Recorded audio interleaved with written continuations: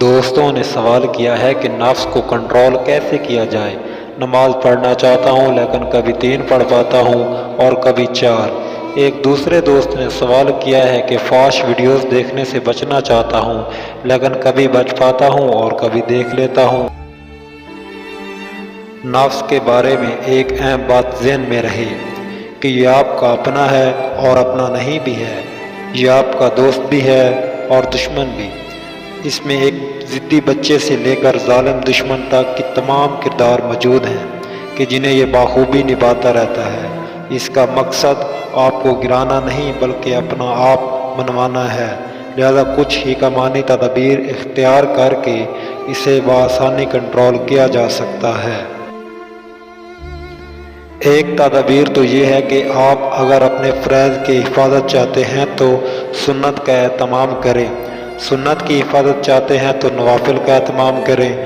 اس کو سمجھنا بہت آسان ہے کہ اپنے ارد گرد فرائض، سنت اور نوافل کے دائرے بناتے چلے جائیں کہ آپ کا دشمن شیطان اگر حملہ آور ہوگا تو سب سے باہر والا دائرہ متاثر ہوگا۔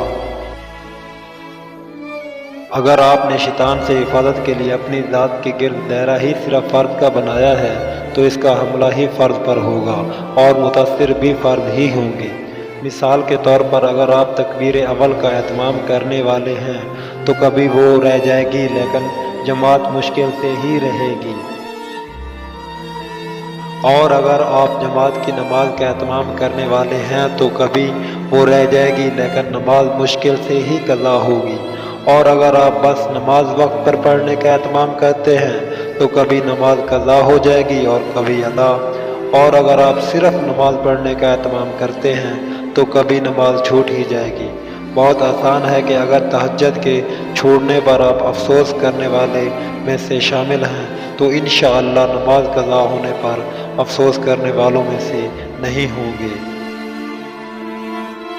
اس طرح کی تدابیر معصیت میں بھی اختیار کریں۔ اگر فحش ویڈیوز سے بچنا چاہتے ہیں تو موویز اور ڈرامے دیکھنا بالکل بند کر دیں۔ اگر موویز اور ڈراموں سے بچنا چاہتے ہیں تو وقت گزاری کے لیے مزاحیہ ٹاک شوز وغیرہ دیکھنا بند کر دیں، اور ایسا مستقل طور کریں تو انشاءاللہ ضرور فائدہ ہوگا۔ اب اگر شیطان کا حملہ ہوگا بھی تو سب سے باہر والے دائرے پر۔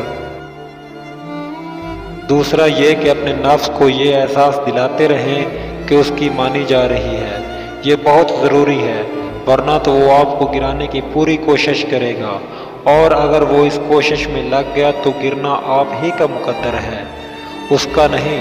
اس کا مطلب یہ ہے کہ اس کی چھوٹی چھوٹی خواہشات پوری کرتے رہیں تاکہ اسے اپنے غالب ہونے کا احساس باقی رہے۔ اگر نماز پڑھنے کو دل نہیں کر رہا تو اسے یہ کہیں کہ چلو پڑھ لو، اس کے بعد تجھے آئس کریم کھلاتا ہوں یا وہ کھلا دیں کہ جس سے وہ خوش ہوتا ہو، بس اسے یہ احساس ہو جائے کہ اس کی مانی گئی ہے۔ بھائی یہ اپنی منوانے کے معاملے میں بیگم سے کم نہیں ہے، اچھی طرح سمجھ لو۔ اب بیوقوفوں کی طرح اس کی ہر بات مان لو یا اسے لولی پاپ دیتے رہو، یہ تمہاری عقل مندی اور سمجھداری پر منحصر ہے۔